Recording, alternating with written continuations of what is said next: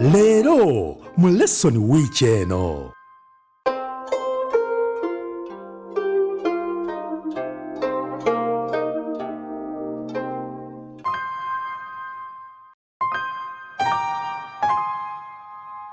Omulungi mukwana ali ku 3ABN ntwala mukisa guno okubuuzaako mu linnya egganzi lya Mukama Yesu Kristo. Njagala okukwaniza mu program lesson week eno awo tuyigira Bayibuli ne tuteemekera Mukama Yesu Kristo. Omwanjuzi nze Yonasaani Matovu Munagomba ate mwatu wange ya Musale Ssaabasajja Buddu. Nina omukisa ogw'enjawulo ogw'okwanjulira abasumba baffe bengenda okuba nga ntambula nabo. Omusumba waffe ku luuyi lunaanekaanekanye mu byambalo ebya bbulu si mulala ye Musumba Ivan Sebagala Samuel. Kansubire ntandikidde watuufu. Okuva Najjanankumbi ku luuyi church pastor we Najjanankumbi. Ate ku luuyi olw'omukono gwe ndiisa emmere.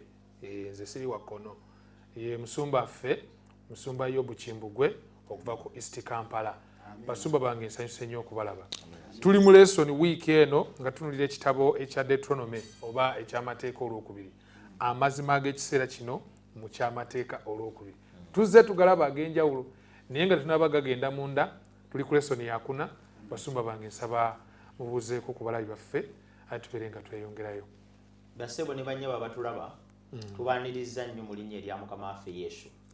Tubeebaza nnyo okuwaayo obudde bwammwe okulaba ekyokuyiga kino kibeereyo buli wiiki. Mukama abawa omukisa era mwebale nnyo okutuwuliriza. Mbaanirizaako mu linnya lya Mukama waffe Yesu. Twebaza Katonda olw'okuba nti atatuusiza mu wiki wakati kaakano tugingidde mu Sabbiiti ate naawe weebale okwekuumira ku puroguraamu eno. Mukama akuwa omukisa kubiriza ku banno tubeere nga tuyigira wamu ekyokuyiga kino. Mukama abawa omukisa. Wa musumba mbutuufu mu ngeri eyo oba mu buufu obwo tuweereyo n'essala tube nga tuggulawo. Katuweeyo okusaba. Katonda kitaffe ayinza byonna tweyanza nnyo tweyanzeege olw'omukisa gw'otuwadde olwaleero bw'otukumye okuyita mu wiiki wakati. Kitaffe yino Sabbiiti ezze, kitaffe tulina bingi bye tukoze ebitali bituufu naye tusaba otusonyiwe era otunaaze n'omusaayi gwo. Nga tugenda okubaako bye tuyiga tusaba otuwa Omwoyo Mutukuvu atuluŋŋamye bye tuyiga bituteeketeeke olw'Obwakabaka obugenda okujja. Tusabye otuwulire kuba tusabye tutali mu linnya ly'Omwana we Yesu Kristo Mukama waffe. Amen. Weewaawo. Omulabi waffe njala tubeere nga ate tutambulira wamu mu lesson namba 4. Lesson namba 4 okwagalanga Mukama Katonda. Bwekiri? Mange omu ku bo yaŋŋamba nti Katonda akwagala ekyo kikumalenga. Katonda akwagala ekyo kikumalenga. Naye Mukama waffe Yesu Kristo alina ebigambo by'ajuliza mu kyamateeka essula 6 olunyiriri olw'okutaano. Njagadde bimba ntandika nabyo buli lunyiriri olw'okujjukira in fact mu mulamwa guno gwe tugenda otunulira omunyuvu nno. Nze nina bingi bye neesunze okuwulira mu basumba bange ku nsonga eno. Ekyamateeka olw'okubiri essula 6 olunyiriri olw'okutaano lugamba era onooyagalanga Mukama Katonda wo n'omutima gwo gwonna n'emmeeme yo yonna n'amaanyi go gonna. Si wenna si tugamba omuntu omulamba, omuntu yenna omulamba alina okwagala Katonda. Obusomyo, musaayi, amaaso gwenna oyagala Katonda. Kya muwendo nnyo nnyini ddala. Naye nalabye wano basumba bange research nange eyanyumidde. Kanjogereko ku lulimi kati Olwebulaniya. Naye yagambye Shema Yisrael Adonai Eloheinu Adonai Echad. Kwegamba nti Hear, O Israel, the Lord our God, the Lord is one. Amen. Nawulirako omubuulizi omu ng'agamba nti ebigambo bino Abayisirayiri baali babikwatanga kikwate. Gwalinga mubala kati abengabi ffe tulina omubala gwaffe kali kutanda ne wenganga abengabi abasamba. Kati yali ssaala eno eya buli lunaku ku paleedi mu masomero gaffe ag'ekkanisa. Abaana ery'abazadde mu masomero mu malwaliro omuntu ayinza n'okugitandisa wabanga anasaba essaala yonna gavumenti kitaffe ali mu ggulu nga bwe boyinza okutandika nti kitaffe ali mu ggulu essaala eno bagirisaitinga buli kiseera kwegamba kitundu ku speech oba okwogera kwa Musa kwe yali awo abavubuka bano abaali bayingira ensi ensuubize ng'abajjukiza nti Katonda gwe balina okwagala okusinga byonna naye ate nalabyemu ne challenge awo okwagala ate mu ngeri y'emu okutya Katonda kubanga tunaatambula mu lesoni wakati tukiraba saagala nno nakutwala budde bungi njagala kutandikira awo kintu kyankutedde omubalo njagala okwagala bwe ntunulira lesoni eno eriko okwagala Mukama Katonda wo olimi olw'Ebbulaniya olwo lw'oyogedde wulira bwe Isirayiri Mukama Katonda wo ali omu bali omu baye Katonda omu wakituyita monotheistic understanding abayudaaya nga bagezaako okulambika titeriyo kintu kirala ekiyitibwa Katonda okuggyako Katonda wa Isirayiri okwagala kwonna Katonda kutandika n'ebigambo bibiri ekigambo kye bayita Shema n'ekiri kyosebe kye bayita Elohenu nti ebigambo ebyo biraga teri muntu yenna asobola kwagala okuggyako nga awulidde ate teri muntu yenna asobola kwagala okuggyako nga ategedde nti kyayagala kyekyo ekiriyo kyokka kati ensi ebonaabona n'okwagala Katonda kubanga erina bingi ebimufaanana waliyo bingi ebifaanana Katonda abantu balina ebintu bingi ebifaanana Katonda bye bayinza okuzza mu kifo kya Katonda sente zimufaanana eri abamu n'okumusinga zimusinga sente gwe musaale beauty zimufaanana omuntu abeerawo ng'akompeyalinga Katonda n'omukazi omuntu abeerawo ng'akompeyalinga Katonda n'emmotoka kalwokuba mu nsi mulimu ebintu bingi ekigambo Elohenu tekivaayo tetusobola kwagala Katonda okutuusa nga tutegedde nti yekka ye Katonda teri mulala bwawanga wakyaliyo ebintu ebirala tosobola kwagala mukyala wo okutuusa nga okkiriza nti ali atya omu kasita wabanga wakyaliyo abakazi abalala abanyirira nga ye abategeera nga ye abafumba okusinga ye you cannot love her kale nno omuntu atugoberera akimanye nti ekigambo ekad ekitegeeza nti one okutuusa nga tutegedde nti Katonda ali omu teri kirala kimwenkana kimufaana kye tumulinaanya oba kiyinza kudda mu kifo kye tetusobola kumwagala kwegamba this love okwagala it's a response kwanukula eri okuzuula nti Katonda aliyo omu yekka butereevu naye bwe mba nkyali mukali ak'okuwugulala nti eriyo bakatonda abalala n'emmindi ekola ne wali ekola ne irizo ekola ne kali akati kagaba emikisa ne kasita tubanga tukyalina ekintu ekirala kye tulabanga Katonda tusobola kumwagala kati awo nno Musumba bwe mbasabira munyambeko okubanga tukiyite okuzingulula omuzingo guno guguno oyagala otya Katonda mu kiseera kyekimu ng'omutya kubanga tukulidde mu nsi erowooza nti okwagala kulimu okubiyitibwa okusuutibwa okuwembejjebwa okuwambaatirwa bigambo ebyo simanyi oba biri synonymous bijjayo kye ŋŋamba mu nsi ey'okubiyitibwa n'okusuutibwa oyinza otya okwagala Katonda at the same time oba mu kiseera kyekimu ng'omutya nze ndowooza nti kibuuzo ekyo kikulu olw'ensonga nti Abayisirayiri Katonda bw'amala okubajja e Misiri yabajjayo mu ngeri ey'ekyamagero kubanga baali bamaze emyaka 403 nga bali eyo nga babakubye emiggo nga tebalina bwe bayinza kulowooza nti bayinza okuva e Misiri naye Katonda enzijjayo gye yabajjayo yasooka n'akola ebyamagero nga tewali Katonda yenna yali akikoze era mu byamagero bino bye yakola byaleetera okulaga nti Katonda ono wanjawulo yeetaaga okuba nga assibwamu ekitiibwa okutya kuno kwayogerako wanjawulo n'okutya omuntu okukeera ku makya n'agenda n'abba embuzi n'alaba abapoliisi nga bayita waawo emisinde bwe bati emisinde gy'atwala okwo okutya okwo Wanjawulo n'okulaba omuntu omuzaddewo ng'azze gw'ossaamu ekitiibwa oba katugeze abaana baagala nnyo okussaamu ekitiibwa abasomesa baabwe. Okimanyi nti abaana baagala nnyo abasomesa okusinga oluusi ne bazadde baabwe kubanga balina ebintu bye babagamba bye batamanyi ne bagamba nti abasajja bano nga bagezigezi. Kati bw'aba ayimiridde waali olaba kwegamba nga tamutya buti naye nga awulira nti ye menta we. Omuntu atya geyeeno oba omuliro aba alinga omuntu atya omusirikale oba atya wa poliisi ng'alina kye yakoze.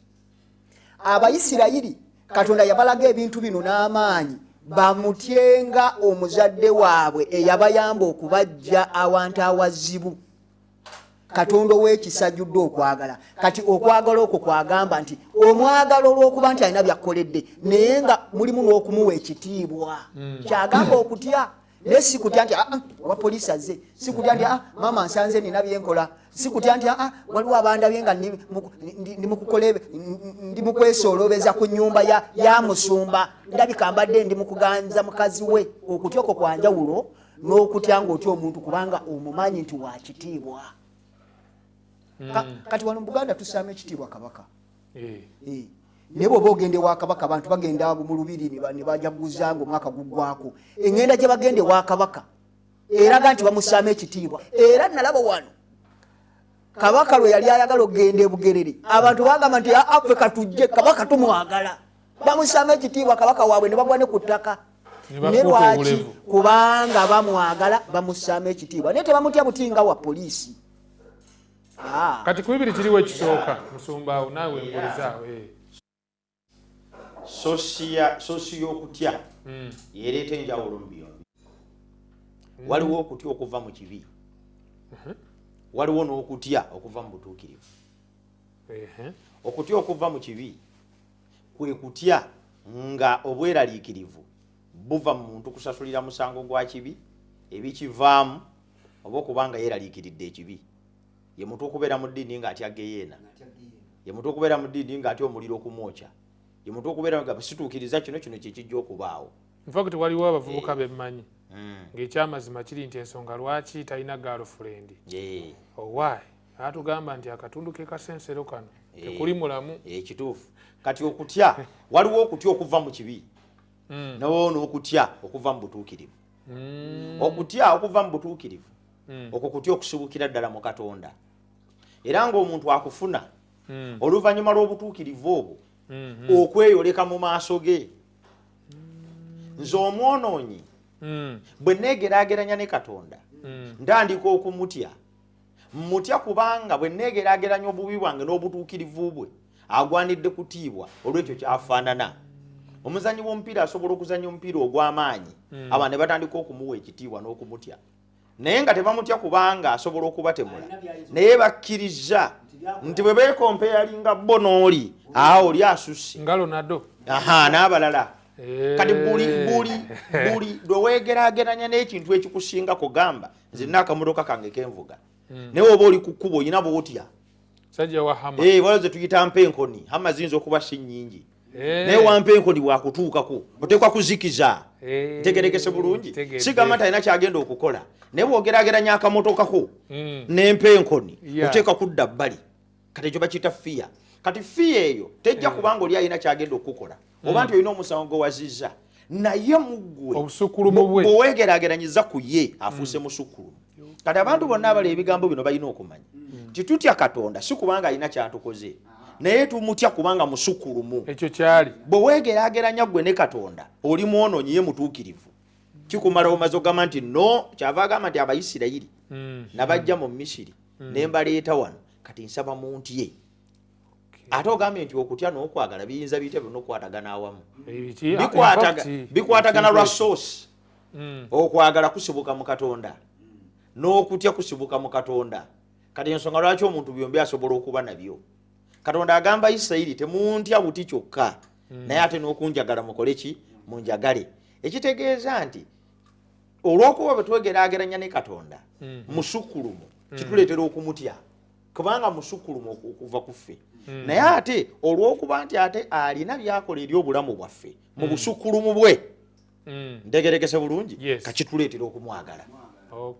So olw'okuba Katonda musukkulumu kyava atuwonya endwadde, olw'okuba Katonda musukkulumu kyava gula embuto z'abakyala ne bazaala lw'okuba katonda musukulumu kyava akulukusa amazzi ne tunywa lw'okuba katonda musukulumu kyava atuwa empewo ne tussa lw'okuba katonda musukulumu kyava waniridde enjuba lw'okuba katonda musukulumu kyava atuwa bamalayika kyava yatufiira ku musaalaba kyava yatuwa obutuukirivu kati kituleetera okumutya ate n'okumwagala lwakuba kano simanyi nako kakyala nkirabye ku bibiri bino okwagala n'okutya katonda nkyanoonya omanyi waliwo bwe tugamba nti kintu waliwo ekisooka kino ne kiddako nti amateeka gali 10 waliwo anaagasooka n'omukaaga agasembayo kati okutya katonda n'okumwagala of the two which is first nze ndowooza bwe nti katonda ono nga tannaba kulaga bantu nti wantiisa alina ebintu ebinene byabakoledde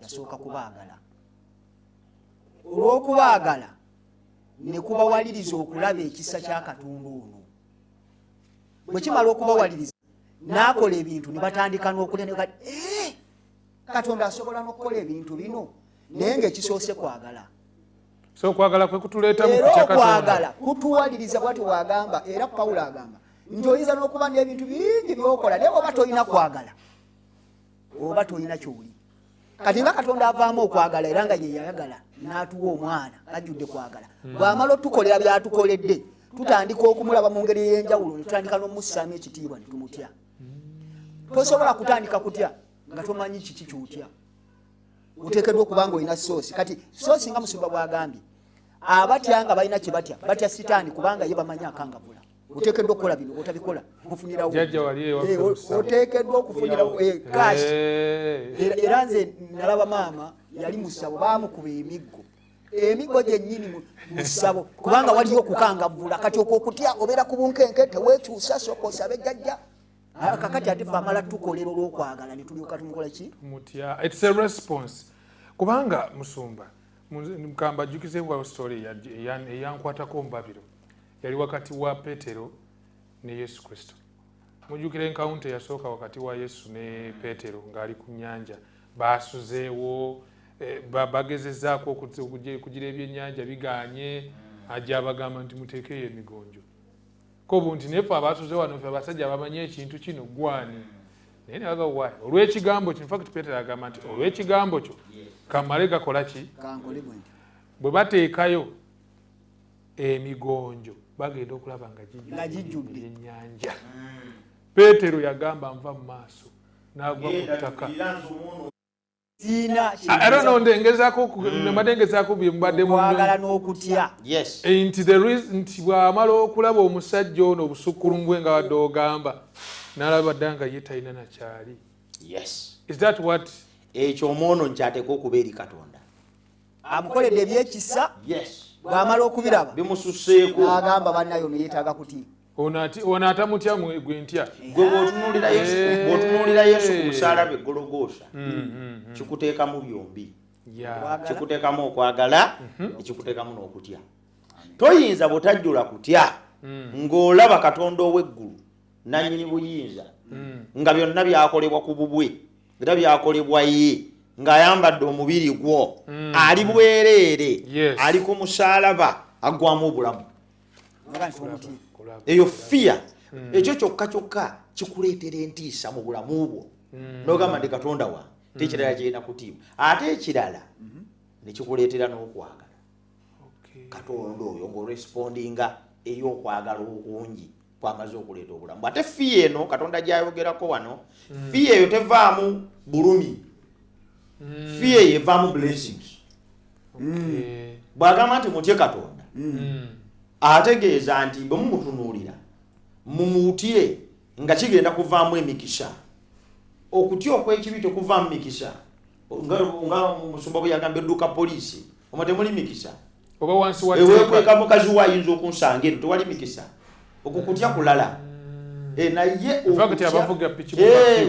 bazijjako n'amataala bazijjako n'amataala abamu ne bakuulako n'ennamba puleti ne bafubutuka okutya tekuli mu mikisa naye okutya kuno kwe boogerako wano mu kyokuyiga ky'olwaleero kwe kutya okuleeta omukisa olwekyo omuntu yenna atulaba kino akimanye nti okutya katonda tekuleeta bulumi era bw'obeera ngaawo nga oli mu ddiini naye ng'ekutadde mu kutya okuvaamu n'obulumi olina okwesala emisale olina okukola kino olina okukola kino serene zikugwako zonna olina okukola kino abamu basiga n'asiga ennyumba ye n'asiga abaana be n'asiga ettaka ly'omu kyalo naye neyeesiga ntegeregesa bulungi kasi tobeera nga mu fiya naye nga result ya fiya eri pain ng'omanyi esi fiya ya Katonda ya sitaani omanyi ya setaani era omuntu yenna atulaba wano bw'abeera n'eddiini yonna ng'emuyigiriza kutya Katonda naye nga mu kutya Katonda mulimu result ey'obulumi notambuza ebigere ne byabika eyo si fiya eyo fiya efaanana bwetyo teba ya Katonda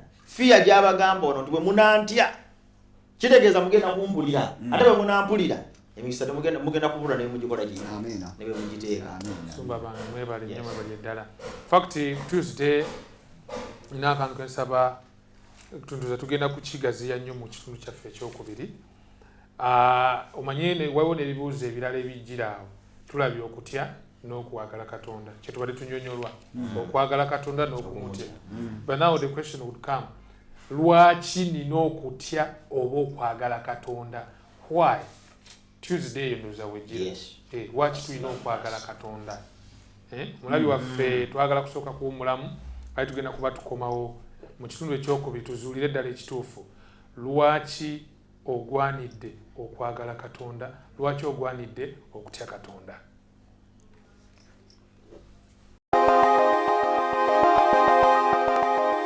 weekuumire ku program Lesson Week eno.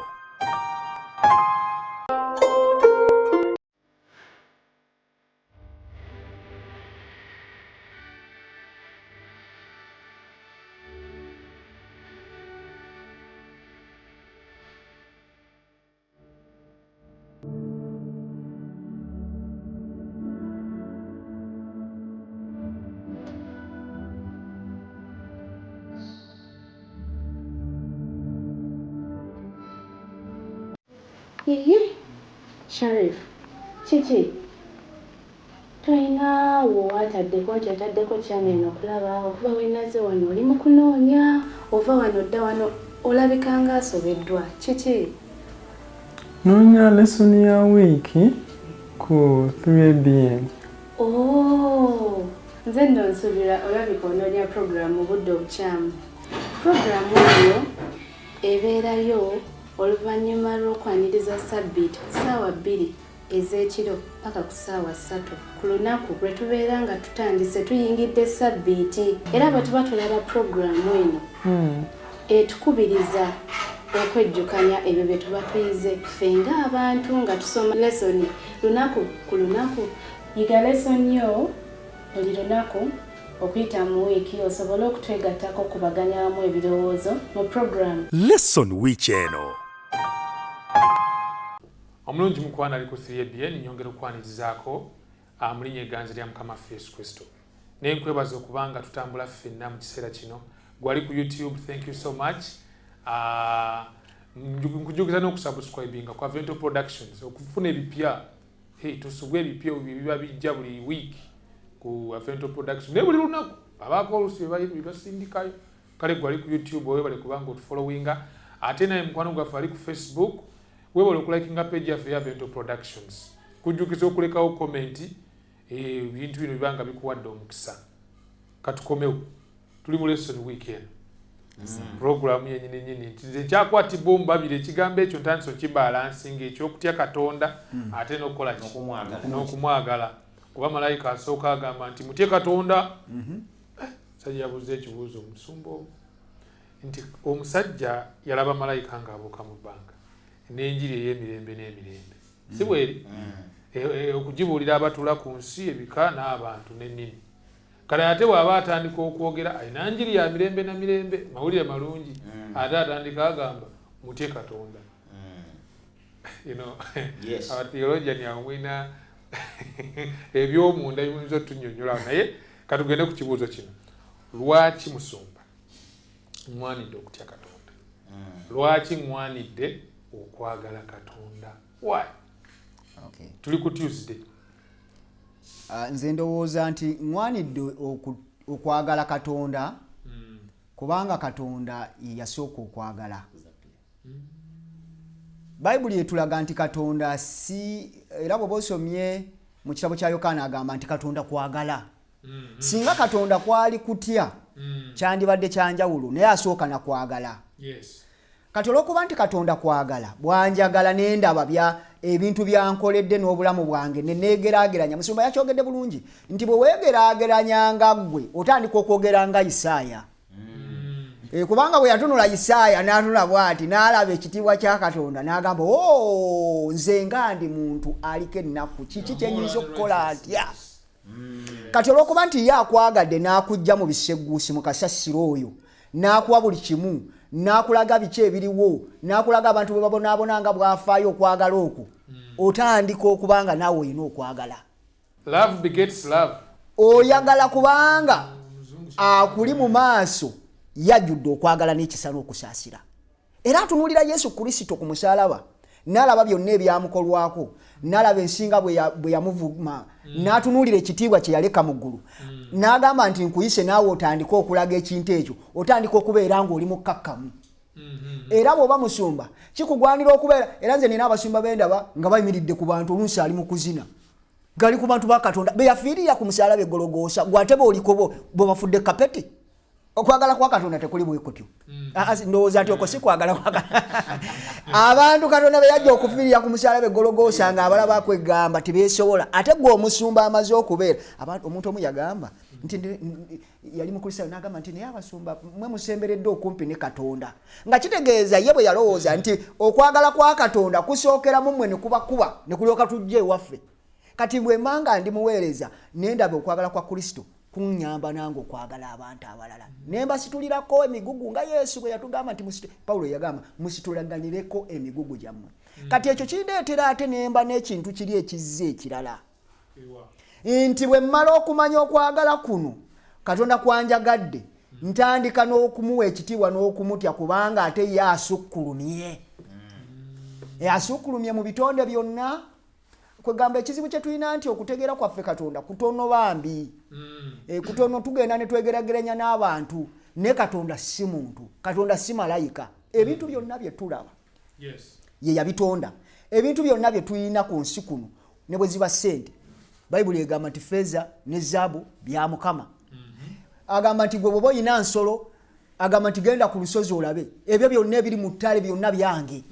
Kati otandika okumutya n'okumuwa ekitiibwa kubanga ye nannyini byonna. So twagala Katonda kuba yatwagala edda. Kubanga yatwagala dda. Waliwo akayimba kubanga ye yasooka okutwagala. Yasooka okutwagala. Kwegamba tujja mu equation bwe twali tukyali ababi. Mu bufunze atubanja okwagala okumwagala kubanga yatwagala. Naye waliwo bannange kyenjagala ne wano ekirala kye nnalabye. Yayogedde ku kigambo kye bayita etteeka. Etteeka lirimu okwagala. Era bw'oba olaba ensi Katonda bw'agyagala yatuwa amateeka kubanga atwagala. Lwa nsonga y'eno bw'ogoberera amateeka gano 10 ge yatuwa kampeeyo oluteeka limu oba 2 toyendanga. Ebizibu ebiva mu kwenda n'obusambattuko obujjuddewo ng'omuntu agenze n'abaliga singa tewaaliwo tteeka eryo singa abantu bettadda. Naye olw'okuba atwagala atuteerawo etteeka lituyamba okumanya ebibi tuleme gendayo. Ekitegeeza nti etteeka lijjudde okwagala alituwa kutuyamba. Atategedde Katonda alabanga Katonda amulimitinga yandindese naawe yandindese n'enkola bino. Naye bw'omala okumanya ebiva mu bwenzi n'omanya nti abantu babonaabona ne bazaala abaana ne babalekawo n'olyoka otegeera nti Katonda ayagala omuntu atambulire mu layini eyo aleme kubonaabona. Kubanga abantu bazadde abaana olw'obwenzi abaana ne batandika okubonaabona ne tabafaako. Kati olw'okuba etteeka lino liggaana okwenda akuziyiza okuzaala abantu b'otajja kulabirira baleme kubonaabona. Kati etteeka ne libaamu okwagala naye atakiraba ye alaba Katonda kyemalira nnyo lwaki tandika n'engenda n'enziba. Naye singa obadde okkiriza nti ogenda kubeera mubbi oyinza okutegeera ekintu kye bayita okubba nti kintu kibi. Bwe bakutwala ne bakusiba ne bakusalira emyaka 40. Bwe bamala okukwata ne bakuba emiggo ne bakwokya lw'otegeera nti okubba kibi. Kati bwakulaba nga bijja kutuukako n'agamba tobbanga. Olaba etteeka bwe lijjudde okwagala kwa Katonda. In fact musumba onjukiza akayimba tukatolo kayimba kagamba kano kentegedde kategeera akayimba ti Mukama afaayo ebyo ebibadde naye bukano nti bwe yankolera nga simumanyi bimalanze okumuwa obulamu ajjafuge so kwegamba njagala Katonda kuba yasooka okunjagala ye yasooka okutwagala mu bufunze tuyinza okugamba nti Katonda okufa ku musalaba eggologosa ku lwaffe yatuwola ebbanja olabeko omuvubuka ajja n'agamba omwana omuwala temunange omanyi nkwagala era njagala kuwasa kati ye n'asirika ani alina ebbanja kati ye muwala oli turesponde kati ensi yonna na buli muntu yenna awulira ebigambo bino ku musalaba eggologosa Katonda yatukakasa nti nabaagala nga temunnaba kunjagala nze kati Katonda alinze ensi yonna emwagale eyanukule ekibuuzo omuntu alaba programu eno okwagala kwa Katonda okwo kutagerwa n'amuwa empewo nassa juzo mu biseera bya covid okufuna ekicupa kya oxygen okitambulira Uganda eno yonna nga ne sente ozirina mu nsawo naye ekicupa tekiriwo naye Katonda atuwa omukago tusanga tususasudde n'akola ebirungi byonna n'atufiira ku musalaba tugenda kumusasula ki olw'ensonga yo buli muntu awulira ebigambo bino amanye nti Katonda yatuwola ebbanja ku musalaba kitugwanidde naffe okumwagala n'okwagala kwonna nga tetwesiseemu kubanga yasooka okutwagala oyogedde ku kigambo ky'omuntu akeera n'agamba omuwala nti ngenda kukuwasa noono yajja n'atulaga n'agamba nti kaakati ono ye mukyala wange ng'ekkanisa era maze n'okuwaayo ebyobuko ku musalaba buli kimu kiwedde kaakati njagala naawe otandika okulispondinga ku kwagala kuno envunaanyizibwa emirundi 10 n'okusingawo okulabika nti okwagala kuno nyinza okukwanukulira ddala ensonga lwaki Yesu agamba nti oyagalanga Mukama Katonda wo n'omutima gwo gwonna n'obulamu bwo bwonna n'amaanyi go gonna it's because kubanga yo okwagala kwe yakulaga teyerekerayo Bayibuli kyeva egamba nti bwe kibanga Katonda teyagaanira mwana we ye naye n'amutuwa atufiire ku musalaba ku lwaffe kiki ekirala kyayinza okugaanira nga kya bulungi bwaffe bwe kibanga eggulu lyonna lyeyabya ne baliteeka ku musalaba ne balibamba obwereere olwange ntegeregese bulungi kitegeeza nti kati ffe bwe tutunula ku ekyo tugwanidde kukola ki tugwanidde kukomyawo okwagala okutali kwa kitundu naye n'omutima gwonna n'amagezi gonna n'amaanyi gonna n'obulamu bwo bwonna olaba nti omwana omuwala bw'omala omugamba ebigambo nti nkwagala bw'amala n'arespondinga kitaawe ng'amusuula wali maama we ng'amusuula wali ng'omunona yeewaabwe ebitanda bye ng'abireka firiji ng'azireka amativi ng'agaleka ng'alyoka ajjewo n'obulamu bwe bwonna n'amaanyi n'amagezi n'omubiri gwe gwonna ku kiwempe n'aguleeta ewuwo yadde osula ku mukeeka kati response eyo omwana omuwala gyakola eri omuvubuka ekkanisa kyeteekeddwa okukola naffe kyetuteekeddwa okukola eri Katonda okwagala kwe yatwagala kyemuŋŋamba kinyongedde okutegeera source ya repentance okwenenya okw'amazima Pawulo alina wagamba I think Baluumi 2:4 nti temumanyi ng'obulungi bwa Katonda bwe butuusa mu kwenenya nze nzigenderedde kizibu nnyo omuntu okubonerera ku mutima gwe n'akyawa ekibi okugyako ng'afunye enkawunta mu kwagala kwa Katonda kwegamba okukyawa ekibi kisibuka mu kwagala kisibuka mu kulaba kwagala kwa Katonda he first loved us kyagadde nnyo naye waliwo ekibuuzo ekya Musumba lowooza Musumba kati bwogero kituddamu kino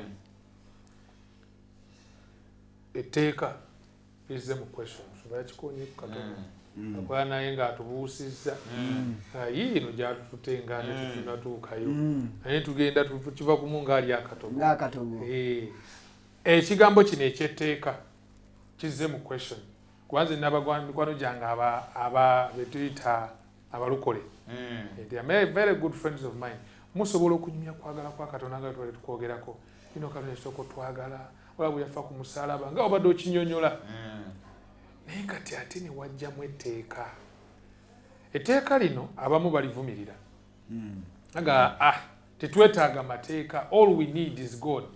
Hey, Yesu yajja n'atufiirira, yasasula ebbanja, byonna byaggwa. Kituufu. Obulokozi bwaffe tebuzimbiddwa mu tteeka, buzimbiddwa mu Kristo, which is true. Omusingi gw'okulokolebwa kwange si tteeka. Naye lwaki Yesu Kristo bamalayika be eggulu lyonna linsuubira okukwata etteeka? Why do I have to keep the law? Ekibuuzo kibuuza nti amateeka gayingirira wa mu kwagala n'okutya Katonda. Yes. Yesu agambye obanga munjagala munaakwatanga ebiragiro byange. Nti okwagala kwonna kwe tukomyawo eri Katonda kujja n'obulamu obuwulize. Ebyokulabira tubijja wano ku nsi. Omwana yenna ayagala omuzadde kitambula n'okuwulira omuzadde oyo. Teriyo muzadde alina omwana nga tamuwulira byayagala. Omuzadde n'agamba nti omwana oyo anjagala. Oba omwana n'agenda wali ku sitense n'agamba nti njagala nnyo kitange nga kitebe byamugamba si byakola. Toyinza gamba nti njagala nnyo ekibiina ky'obufuzi gundi naye nga langi zaakyo toyagala kuzambala. Tosobola kugamba omuwala talina bw'agamba nti njagala nnyo omuvubuka oyo naye n'agaana okumufumbirwa n'agaana okujja ewuwe okubeerawo n'agaana okukola omuvubuka oli by'agamba n'agamba nti njagadde. Okwagala kwonna kuteekwa okukyusa obulamu bw'omuntu. So obuwulize kibala kyakwagala Katonda. Waliwo ebintu bisatu ebireetera amateeka okuyingira mu kigambo okwagala. Ekisooka okwagala kukyusa. Tosobola kuyingira mu kwagala kwa Katonda notaba transformed. Kati transformation eno y'okwagala Katonda kwe yatulaga etutwala mu kwenenya. Maria Magdalena twamusomako. Maria Magdalena bwe yalaba okwagala kwa Kristo n'agwa ku bigere bye. Yesu n'amugamba nti nkusonyiye. Magdalena yaddamu okwetunda Magdala. Yatandika kutambula na Yesu. Kubanga okwagala kukyusa. Kati gwe obeerawo ne weeyita omulokole n'ogamba nti oyagala nnyo Katonda naye ng'ate okwagala okwo tekukukyusa kumuwulira oba oli ku kwagala kwa kicupuli. Ofaanana ng'omwana omuwala agamba nti njagala nnyo omuvubuka oli n'obulamu bwange bwonna naye nga yalemera ewaabwe yagaana okumufumbirwa. Ekyokubiri okwagala kuno he first loved us. First loved us kitegeeza nti si ffe tetukola birungi Katonda atulokole banaffe balemeddwa okutegeera. Ekyo bakiyita legalism. Okwagala okubeera legalism kitegeeza nti omwana yeera olujja n'ayoza n'ebintu n'ategeka entebe afuuke mutabani wo. Afuuke omwana ewaka. Olwo afuuke mutabani wo.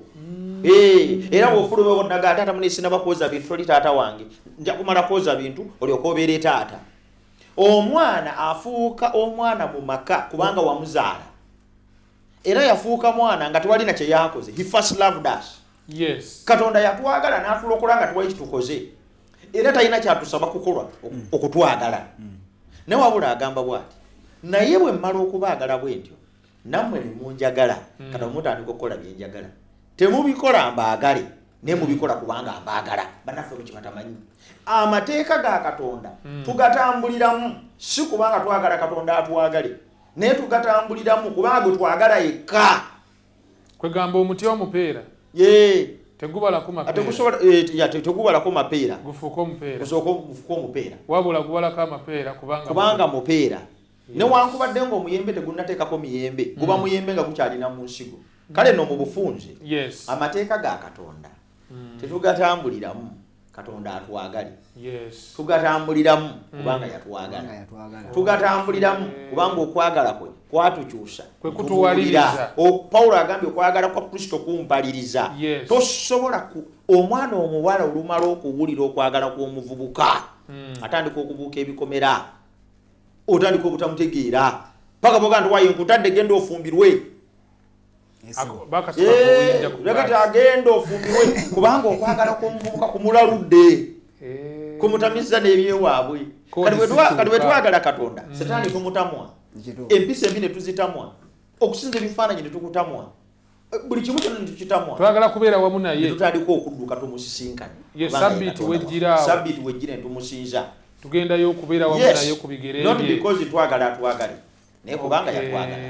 Kiraba ekintu ekyo nsomba nzija ku nsonga eyo kubanga wawulira lwembali tusome luli mu kyamateeka 7:9 just kulugatako as a compliment. Kyamateeka olwokubiri essula 7 lunyolo olw'omwenda lugamba nti kale manya nga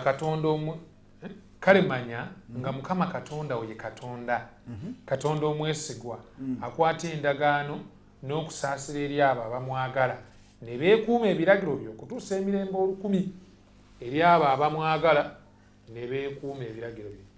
Egamba they have just ogatako nti okwagala kuno eri Katonda kutuleetera okwekuuma ebiragiro bye. Era nze nzikiriza nti bino bitera okusanga ng'omwana muwala ne mwana mulenzi basika omuguwa tojja kwambala bwoti. Nze ndowooza omuguwa gubeerawo kubanga okwagala ona batalina. Bw'oyagala omuntu kyonna kyakulagira okola bukozi weesanga bwesanze nga yo gundi ono Yakobo bamugamba yagamba ayagala ani ono Laakeeri myaka 7 egiyita nawo n'ayongerako 14 bamuwaleeya ne bamugamba nti yagala Laakeeri naye mukolerere 7 n'ayongako emirala 7 kwegamba okwagala kukuleetera n'okukola by'otandisobodde kukola. Bannange lesson eno bwe nagitunuulidde yatujjiddeyo Yesu yatujjiddeyo ebigambo bibiri bye yakozesa nga bamubuuzizza Abafalisaayo nti teeka ki ekkulu mu mateeka gonna. Wano waliwo okwagala wano wangi mbadde njagala kukwagala kuno kuuma amateeka tulina we tugenda ku Thursday tulabe etteeka erisooka ekkulu. Kati simanyi oba lyogenzeemu sinaba digendako kubanga tutwala gye tutali nga sinaba kutuuka ku eri etteeka ekkulu. Katonda atulaga nti mu mateeka gano abantu abamu tugalaba bulala lwa nsonga nti tetusembereranga Katonda. Kumanya amateeka gano ekigendererwa kyago kiki. Kubanga singa tutegeera ekigendererwa kyago n'obumenyefu bwaffe kwegamba nga bwe twatondebwa abantu ne tugwa, tujja kutegeera nti amateeka gano gatuyambako era ge galimu okwagala kwa Katonda kwonna. Nga Katonda omuyinza w'ebintu byonna, nga Katonda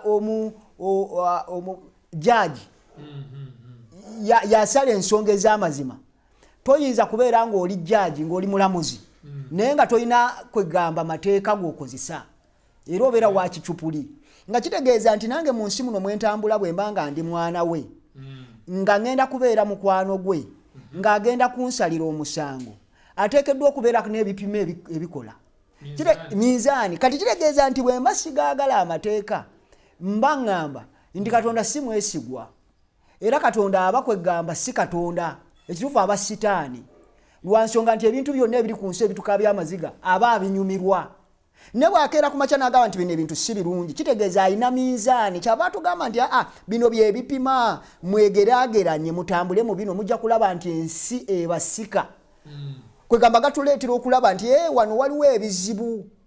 Kati ekyo bwe kimala okubeerawo ne tulyoka tubeera n'okwagala okutuufu kubanga tuyina ekintu kwe tupimira. Kwegamba okwagala minzaani y'okwagala bwe buulize eryette bwe buulize era etteeka liringa ndabirwamu gy'otunulako n'oga nti okay wano waliwo akantu n'otereera mu layini. Era okwagala kuli mateeka gano kyova olaba ng'omuntu yenna atamanyi Katonda kiba kizibu okwagala etteeka liba lifuuse ekikoligo. Sajja yagamba this is the love of God if you keep my commandments. Yesu yagamba mu Luka essula ey'omukaaga olunyolwana mu mukaaga nti mumpitira ki mukama wammwe naye nga temwagala nimbagamba kukola. Kitegeeza nti tuba twogera bwogezi ku mimwa kungulu nga kitegeeza nti amateeka ne bw'oba oyagala otya bw'oba oyagala Katonda oteekeddwa okugasanga nga mwegali mu Katonda. Kwegamba ogera okuyingira mu Katonda osanga go mwegali. So tukuuma amateeka tukuuma etteeka lya Katonda kubanga tumwagala. Okay. Era si kikati. Tewali atusindiikiriza. Newuunya nnyo omuntu bw'abeera eyo nalowooza nti amateeka kikoligo. Amateeka kibeera kikoligo eri omwonoonyi. Amateeka kibeera kikoligo eri omuntu asazeewo okujeemera Katonda. Eri omuntu asigadde mu bulamu buli obutakkiriza Yesu. Okubeera wansi w'amateeka kiba kitegeeza nti obulamu bwo buganya okukkiriza Kristo. Bw'okkiriza Kristo tobeera wansi waago. Lwaki? Kubanga bagafuuse kitundu kuggwe. Yes, Bwe bagamba nti oli wansi w'amateeka, it means oli contrary. Omusango gwago n'ekibonerezo kyago kati kangeze kati ovuga emmotoka ebeerako omusolo. Kati omusolo guba gugwako ennaku z'omwezi nga 2. Kiwulira naye nga tezinnaba kutuuka. Etteeka terikukwatako. Etteeka livaayo kasita 2 ziyitawo nga mwambalagana ne zibona ennaku z'omwezi 21 nga liyimuka. Kuvugira ku wano we. Lwaki etteeka liyimuka? Etteeka liyimuka kubanga osazeewo okulimenya. Kati lw'osalawo okubeera mu bulamu obutassaamu Katonda kitiibwa nako mwagala, oba contrary, etteeka nga livaayo nga likufuukira ekikoligo. Sabbiiti ng'ekumenya buli kimu eky'amateeka nkikutawaanya ng'otandika kugamba ago gaavaawo, ffe tetugaagala, Yesu yagakomera ku musaalaba, tetugaagala. Ogagoba kubanga obulamu bwo buganya okukyusibwa okwagala kuli. Naye omuntu ayagala Katonda era amutya tali wansi w'amateeka, leka mukwatirako ki? Kati etteeka erikwata omusolo bw'obanga wagusasula libanga eritaliiwo, naye gubuuke likukwata. Awo otegeera nti bulijjo ddamu liramuka oganye okukkiriza Kristo kuwa amaanyi. Buli Kristo lwakuwa amaanyi ng'etteeka lifa libanga eritalina makulu.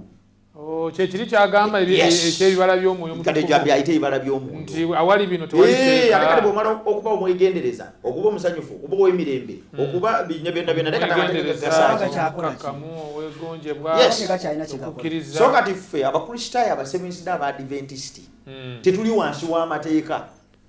Ekitugana okuba wansi w'amateeka kubanga twakkiriza Kristo ne tuyingira mu ndagaano empya n'awandiika amateeka ku mitima ane ku bwongo bwaffe. Kati ssanyu lyaffe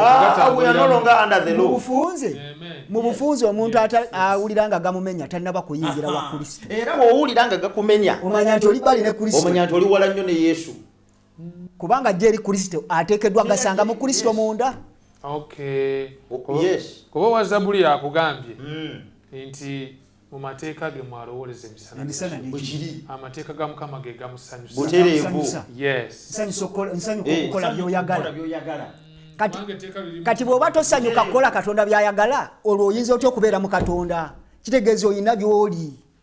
Ate ye Yokaana n'akubira ddala ennyondo. Yokaana yeerenga yakuba ennyondo kuba yagala nti ayogedde nti mutegedde n'atakwata biragiro mulimba n'amazima tegali mu ye. Nkiraba kanoza sobo otegedde oludda abantu kwe bagwa. Bali boyogeddeko ekibuuzo ky'obuuzizza. Abantu bonna abagaana okwagala okubaamu ekirungo ky'amateeka ng'omanya ti n'okwagala tebakumanyi, tebakuwulirangako ne Katonda tebali naye. Tuwunzikire wano etteeka erisooka. Awo nno waliwo nkiteeka lumanywera embiranye kusika omugwa kubagana wakati mu Bakristaayo. Eri abagamba ekisinga obukulu mu byonna kwe kwagalani Katonda. Gana amateeka era nga eno argument eri mighty ey'amaanyi sajja bagireeta. Nze omusajja yaŋŋamba juzi gibuvuddeko nti yanga maani teweebobya mutwe. Ekikulu mu byonna Yesu kye yaleeta kwagala Katonda era kye kitwetaagisa. Bino eby'amateeka ebikola Yesu yaleeta etteeka ekkulu lyeririwa oyagala Katonda n'omutima gwo gwonna n'amagezi go gonna n'amaanyi go gonna. Wekookola ekyo gano amateeka tegakyakola makulu. Kati awo musumba kati njagala olowooze ku kino. Bayibuli Yesu agambye nti yagala Mukama Katonda wo n'omutima gwo gwonna n'amagezi go gonna n'amaanyi go gonna. Naye ebigambo ebyo Yesu tabyogeranga bipya. Ebigambo ebyo Yesu akwotinga ndagaano nkadde. Ekigambo nti ebigambo ebyo Yesu bw'aba abyogera akwotinga ndagaano nkadde kubanga ebigambo ebyo nti yagala Mukama Katonda wo n'omutima gwo gwonna n'amaanyi go gonna kawalimu okubawo omulabi alaba alowooza nti Yesu ye yabireeta. Etteeka ery'okwagala Katonda n'omutima gwo gwonna n'okumwagala n'obulamu bwo bwonna liri mu ndagaano nkadde. Lwe luli olunyiri lw'okujjukira lwe twasomye eky'amateeka. Essula yabadde yakumeka? Yabadde ya mukaaga olunyiri lwakumeka? Sebo lusoma abantu baluwulire. Era onooyagalanga Mukama Katonda wo n'omutima gwo gwonna n'emmeeme yo yonna n'amaanyi go gonna. Kiri mu ndagaano ki? ekyamateeka olwokubya kati lwaki omuntu ayinza okututandika okutulimba nti Yesu bwe yajja n'aleeta ekipya? Yesu teyaleeta kipya. Naye Yesu annyonnyola okutambulira mu mateeka ga Katonda kitegeeza ki? Yesu annyonnyola nti kye bayita okutambulira mu mateeka ga Katonda ekibeera emabega wa byonna kwagala weebale. Yesu kyagamba Abayudaaya kye kino nti mwerabidde ekikola omusingi gw'amateeka. Amateeka Abayudaaya baali bagakuuma naye nga bagakuumira kungulu. Kiri kyewegaye legalizimu. Yes, nga bakuumira kungulu. Abayudaaya baali ku omutima. Ennukuta gye baliko naye tebali ku mutima gw'etteeka. Omutima gw'etteeka baaguvaako. Yesu yavaga ne bane basajja mmwe mukwata amateeka gonna naye emisango temusala gyasonga. Nange kennyini atalina kye mbakoze munoonya kunzita. Ndegeregese mukwata amateeka. Mugwe muwonyini mugamba tottanga sibe munnyonnyola. Naye ate nange ate kati munnoonya. Olaba ebintu ebyo. Kati omutawaana we guli wano banaffe batamanyi. Yesu agezeho ku addressinga problem we. Mukuleeta ebigambo bino Yesu tajjawo mateeka 10. Mukuleeta ebigambo bino Yesu annyonnyola kiki ekirina okubeera emabega w'amateeka 10. Kiki ekyali mu mutima gwa Katonda. Omusomayo bwe yannyonnyodde. Katonda yatuwa amateeka gano ng'asinziira mu laavu. Katonda okugamba nti tobbanga takikugamba kubanga yagala obulweko emirembe. Katonda okugamba nti toyendanga takikugamba oleme kusajjalaata. Takikugamba nti kubatagala Katonda n'atulemesa omuganda tokuba n'abakazi nga 6 awerewereko. Kati Yesu agamba Katonda teyabawa amateeka kusobola kubanyigiriza naye yabawa amateeka nga gasimbula mu kigambo kwagala. Kiki kitegeeza? Oyinza otya okwagala Katonda ng'osinza ebifaananyi? Oyinza otya okwagala Katonda nga ku Ssabbiiti towummula kusinza? Oyinza otya okwagala Katonda ng'olayira bwere mu linnya lye? Oyinza otya okugamba nti njagala Katonda ng'olikuba n'obabba era obatta? Bayibuli kyeva egambye nti ayogera nti mmutegedde. Ye musajja oli gw'oyogedde. Katonda yatugamba kumwagala. Ayogera nti mmutegedde mwagala n'atakwata biragiro bye muki olwekyo omusajja oli ssebo takutiisatiisa n'akugamba nti ebyamateeka biveeko. Yesu yaleeta etteeka wano limu kwagala. Bw'oyogeranga nti oyagala Katonda kanjogera n'oyo atulaba. Bw'okyatulanga nti oyagala Katonda oli mu tteeka lino omwagala n'omutima gwo gwonna n'amagezi go gonna n'amaanyi go gonna naye n'ogaana ate okutambulira mu biki mu biragiro bye olimba era n'amazima tegali mu ggwe. Ekyewuunyisa kye kino nti wadde ng'agambye yagala Katonda n'omutima gwo gwonna n'amagezi go gonna agamba nti tuyinza okwagala Katonda gwe tutalabanga ne tuleka abantu be tubeera nabo. Omufalisaayo ye kye yakolanga kye kiriwa kwe kulaga wano kungulu nti Katonda amwagala nnyo nnyo ddala naye ate bw'amaliza n'akwata emigugu emizito ky'atasobola kola n'akiwa abalala kyokka n'alaga ti Katonda amwagala nga yalaga nti abantu bano bootayagala bano be bantu bange bennyini benjagala gw'oyagale okwagala kwange kuve mu ggwe kulyoke kusaasaanire bano abantu nga kitegeeza nti bwe njagala abantu sigenda kubabba sigenda kubakola bubi sigenda kulyaza amanya sigenda kulaba namwandu ettaka lye nditwale sigenda kulaba mulekwa kwegamba mufuule atasobola kwegamba mufuule kasasiro. Okwagala kwange kugenda kuyamba abantu bano kweyongera okuntegeera nti nze Katonda ajjudde ekisa n'okusaasira. Kati mu ekyo nga kiraga nti mu ebyo amateeka ga Katonda gali mu kwagala abantu ba Katonda era mu ekyo nja kugenda n'okumusinza musinze ku lunaku olutuufu olwa Ssabbiiti. Mu ekyo sigenda kumuvuma nga ndayirira bwereere. Mu ekyo kitegeeza nti amateeka gali omwo okwagala kutuukiriza amateeka gonna. Ne bwe ngamba nti njagala Katonda nangamba nti wayi Ssabbiiti yino lunaku lwa musanvu lwa Saturday nanga nti ebyo binedda njagala Katonda ne wandibadde obeera n'omukyalo omu ti nze omukyalo omu simwagala njagala nzaala abaana bangi naye ate ogera okulaba nga mu maka mulimu endooliito kati naye oba weesize Katonda Katonda bwe mba mwesiga musaba nti ampa omukisa bw'abanga tannaba kumpa mukisa nteekeddwa okubeera omugumiikiriza. Kati okwagala kutuwaliriza okubeera nga tukola ebyo ebituufu ne tumaliriza nga tumwagadde era nga tukuumye n'ebyo byagamba nti bwe njagala mukuume ebiragiro byange. Tweyanza nnyo tweyanzike ekituufu kyo n'ekitabo kyakubikulirwa kiki n'okolayo nze ngenderedde characteristics ez'abantu ba Katonda mu biro by'enkomerero kubikulirwa contextual ng'akiraga 12:17 nti ogusonyi ne gusungwalira omukazi ogenda okulwa nabo mu zadde lye abaasigalawo abakwata ebiragiro bye Katonda. n'enjiri eno yeri netwogerako abamalayika abasatu mu kubikula 14:12 tugamba wano weewali okugumiikiriza kw'abatukuvu abakwata ebiragiro bya Katonda n'okukkiriza kwa Yesu. So you can see nti okukwata amateeka ga Katonda oba ebiragiro byo obyekuuma nga bwe tulaba wano mu kyamateeka mawulire malungi n'ebiseera by'enkomerero. Musumba kyoyogedde ate nera kyendabye kye kino nti setaani anyiigira abakwata amateeka era y'ensonga lwaki agenda kubayiga. Kitegeeza nti bw'atalwana n'abatagakwata kitegeeza bantu be mikwano gye. Kuno kwe kwagala Katonda Mukama Katonda tukulabye mu butuufu nga tetuyinza n'okumalayo. Lwaki baliyita the first commandment? Baliyita etteeka erisooka kubanga teriyo omuntu ayinza kwagala abantu banne okutuusa ng'afunye okwagala kwa Katonda. Okwagala kwa Katonda kuno kwe kukyusa nze abadde akyawa n'enjagala abadde anyiiga n'ennyigulukuka. Abantu bonna bali ebigambo bino bakimanye tulina kusooka kuzimba nkolagana na Katonda ennywevu n'eryoka evaamu amaanyi agatwagazisa abalala. Waliwo ayina amaka agamenyese nga tunaba kulwana kuzza mwami wo sooka otereze enkolagana yo Katonda. Waliwo ayina bizinesi ne customer tebakwatagana sooka otereze enkolagana yo na Katonda.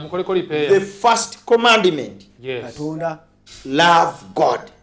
Then you love me. Kasi tonaamala okwagala Katonda ntegeregese bulungi ebisigadde byonna bigenda kutandikira. Musumba tuweereyo n'essaala eggana. Mukama tukwebaza kubanga obadde wamu naffe. Tusaba okwagala kuno kutweyoleke. Tukwagale si mu bigambo naye okwagala kulabikire mu bulamu bwaffe. Omukisa omuntu alabye puroguramu eno n'ebyokuyiga byonna bye tuyigidde awamu binyweze mu bulamu bwaffe. Otuwe ekiwummulo eky'omwoyo ku lunaku luno olwa Ssabbiiti era obulamu bwaffe bukyusibwe okufaanana bulijjo ku bwa Yesu Kristo Mukama waffe bwe tusabye.